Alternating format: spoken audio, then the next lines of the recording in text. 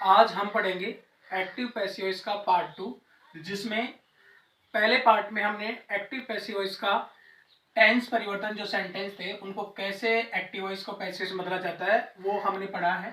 और आज अपन जो पार्ट 2 है, पार्ट 2 में जो हम पढ़ेंगे उसमें पढ़ेंगे अपन इम्परेटिव सेंटेंस। पार्ट 2 में पढ़ेंगे हम इम्परेटिव सेंटेंस। सबसे पहले तो हम ये देखेंगे कि इम्परेटिव सेंटेंस किसे कहते हैं और इम्परेटिव सेंटेंस की पैसिव जब बनाते हैं तो कैसे बनाई जाती है। इम्परेटिव सेंटेंस के लिए हम सबसे पहले इम्परेटिव सेंटेंस का अर्थ बताएंगे। इम्परेटिव सेंटेंस का मतलब होता है आदेशात्मक वाक्य।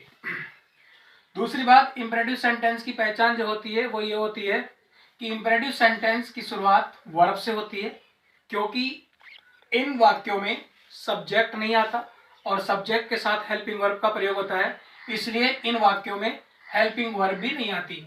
अतः जिन वाक्यों में हेल्पिंग वर्ब और सब्जेक्ट नहीं आता उस वाक्य की शुरुआत वर्ब से होती है, और वर्ब में भी वर्ब की फर्स्ट फॉर्म से वाक्य शुरू होता है। और जब वाक्य वर्ब की फर्स्ट फॉर्म से शुरू हो रहा है तो वो वाक्य इम्परेटिव सेंटेंस कहलाता है।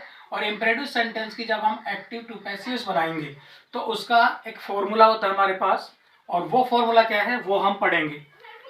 जैसे कि हम एक सेंटेंस लेते हैं और वो सेंटेंस है जैसे प्ले क्रिकेट। ये एक सिंपल सा सेंटेंस है, प्ले क्रिकेट।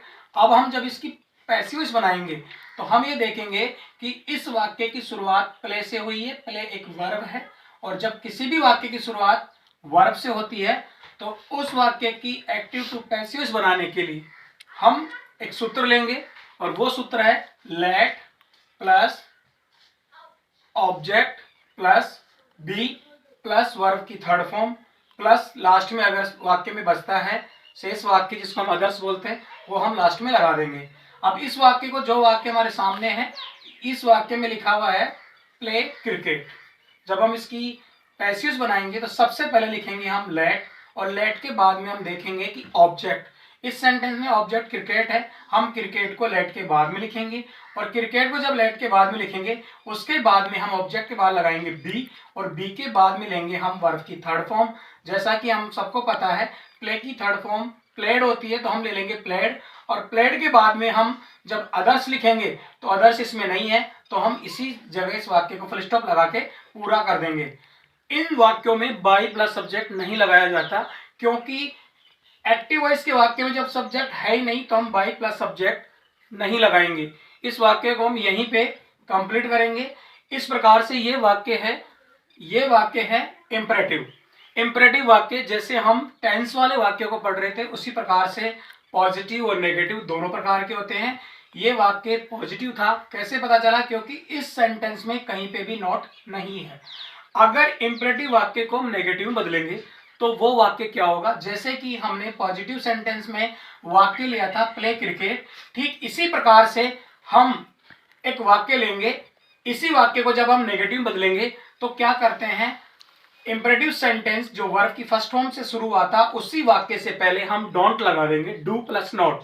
नेगेटिव वाक्य में जो डोंट लगा हुआ है उसके हिसाब से जब हम इसकी पैसिव्स बनाएंगे तो हमारे पास पैसिव्स का जो सेंटेंस बनेगा वो बनेगा let plus object plus not be, be से पहले नॉट लगा देंगे, प्लस वर्ब की थर्ड फॉर्म प्लस अदर को हम ऐसे कैसे लास्ट में ले लेंगे। तो सेंटेंस का हमारा जो आंसर बनेगा पैसिव वॉइस का वो बनेगा let cricket not be played. Let cricket not be played, ये हमारा इसका सेंटेंस बनेगा। इस प्रकार से हम किसी भी इम्परेटिव सेंटेंस में किसी भी सेंटेंस, चाहे वो पॉजिटिव हो चाहे वो नेगेटिव हो, उसकी जब हम पैसिव बनाएंगे तो उसके सूत्र बनेगा let object be plus verb की थर्ड फॉर्म, या नेगेटिव बनाएंगे तो let plus object plus not be plus verb की थर्ड फॉर्म। इस प्रकार से हम ये सेंटेंस बना लेंगे। अब हम इम्परेटिव सेंटेंस का दूसरा सेंटेंस लेते हैं